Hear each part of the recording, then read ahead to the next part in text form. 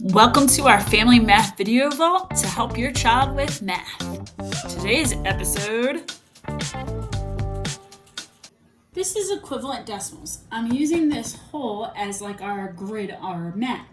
So if I have 2/10 that I'm going to place on top, so I have 2 of those 10 rods. That's 2/10. Well, I want to know how many hundredths that is. Well, I can see, remember that the hundredths are the little small units.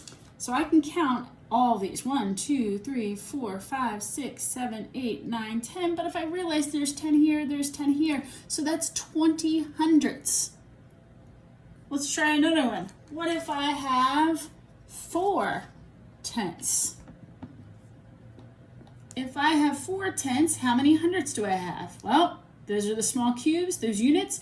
10, 20, 30, 40. 40 out of all these little hundred cubes. Students should realize that, wait a minute, I multiply 10 times 10 to get 100, so I can multiply whatever my numerator is by 10 to get the new numerator. Now, what if we have our hundredths? So here are my 30 hundredths.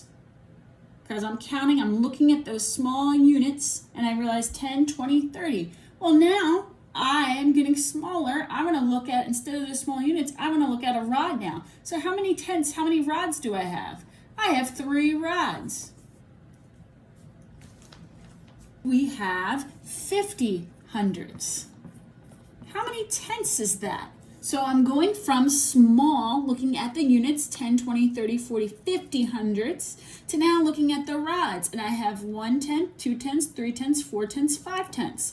So students might see that, oh, if I'm going from hundredths to tenths, I have to divide by 10 to find an equivalent decimal or equivalent fraction. Now, if we do it as decimals, we would do the same thing. If I have 50 hundredths, I would have it's equal to 5/10. If I have 3/10, and I want to know how many hundredths that is, well, count the small little units, 10, 20, 30, 30 hundredths. If your child needs to, have them draw their own place value chart. They can just draw a small one.